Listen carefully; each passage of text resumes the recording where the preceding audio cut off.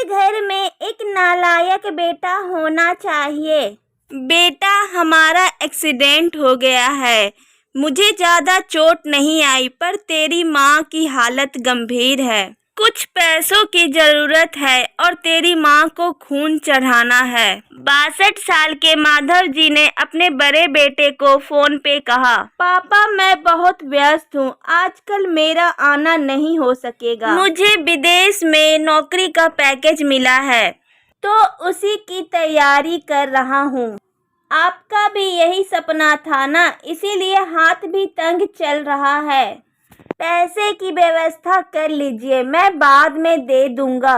उनके बड़े इंजीनियर बेटे ने जवाब दिया। उन्होंने अपने दूसरे डॉक्टर बेटे को फ़ोन किया तो उसने भी आने से मना कर दिया। उसे अपने ससुराल में शादी में जाना था।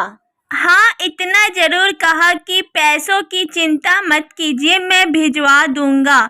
ये अलग बात है कि उसने कभी पैसे नहीं भिजवाए। उन्होंने बहुत मायूसी से फ़ोन रख दिया। अब उस नालायक को फ़ोन करके क्या फ़ायदा, जब ये दो लायक बेटे कुछ नहीं कर रहे हैं तो वो नालायक क्या कर लेगा। उन्होंने सोचा और बोझिल कदमों से अस्पताल में पत्नी के पास पहुँचे और कुर्सी पर ढेर हो गए। पुरानी बातें याद आने लगे। माधव राय जी स्कूल में शिक्षक थे। उनके 3 बेटे और एक बेटी थी। बड़ा इंजीनियर और मझला डॉक्टर था। दोनों की शादी बड़े घराने में हुई थी। दोनों अपनी पत्नियों के साथ अलग अलग शहरों में रहते थे। बेटी की शादी भी उन्होंने खूब धूमधाम से की थी। सबसे छोटा बेटा पढ़ाई में ध्यान नहीं लगा पाया था। 11वीं के बाद उसने पढ़ाई छोड़ दी और घर में ही रहने लगा। कहता था मुझे नौकरी नहीं करनी, अपने माता पिता की सेवा करनी है। पर मास्टर साहब उससे बहुत नाराज रहते थे। उन्होंने उसका नाम नालायक रख दिया था। दोनों बड़े भाई पिता के आज्ञाकारी थे, पर वह गलत बात पर उनसे भी बहस कर बैठता था।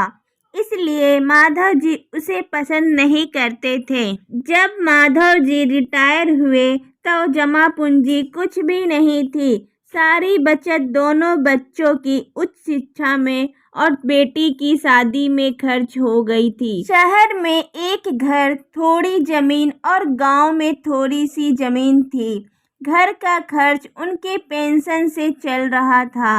माधव जी को जब लगा कि छोटा सुधरने वाला नहीं है तो उन्होंने बंटवारा कर दिया और उसके हिस्से की जमीन उसे देकर उसे गांव में ही रहने भेज दिया। हालांकि वह जाना नहीं चाहता था, पर पिता की जिद के आगे झुक गया और गांव में ही झोपड़ी बनाकर रहने लगा। माधव जी सबसे अपने दोनों होनहार और लायक बेटों की बड़ाई किया करते। उनका सीना गर्व से चौड़ा हो जाता था, पर उस नालायक का नाम भी नहीं लेते थे। 2 दिन पहले दोनों पति पत्नी का एक्सीडेंट हो गया था। वह अपनी पत्नी के साथ सरकारी अस्पताल में भर्ती थे। डॉक्टर ने उनकी पत्नी को ऑपरेशन करने को कहा था। पापा पापा सुनकर तंद्रा उठी तो देखा सामने वही नालायक खड़ा था। उन्होंने गुस्से से मुंह फेर लिया, पर उसने पापा के पैर छुए और रोते हुए बोला, पापा आपने इस नालायक को क्यों नहीं बताया, पर मैंने भी आप लोगों पर जासूस छोड़ रखे हैं। खबर मिलते ही भागा आया हूँ। पापा के विरोध के बावजूद उसने उनको एक बड़े अस्पताल में भर्ती कराया।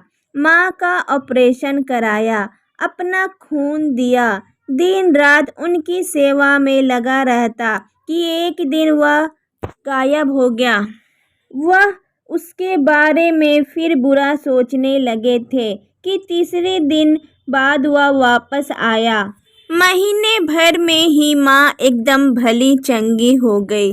वह अस्पताल से छुट्टी लेकर उन लोगों को घर ले आया।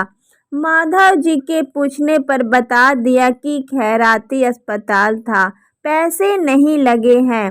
घर में नौकरानी थी ही। वह उन लोगों को छोड़कर वापस गांव चला गया। धीरे धीरे सब कुछ सामान्य हो गया। एक दिन यूं ही उनके मन में आया कि उस नालायक की खबर ली जाए। दोनों जब गांव के खेत पर पहुंचे तो झोपड़ी में ताला देखकर चौंके। उनके खेत में काम कर रहे आदमी से पूछा तो उसने कहा, यह खेत अब मेरे हैं। क्या? पर यह खेत तो उन्हें बहुत आश्चर्य हुआ। हाँ, उसकी माँ की तबीयत बहुत खराब थी, उसके पास पैसे नहीं थे, तो उसने अपने सारे खेत बेच दिए। वह रोजी रोटी की तलाश में दूसरे शहर चला गया है।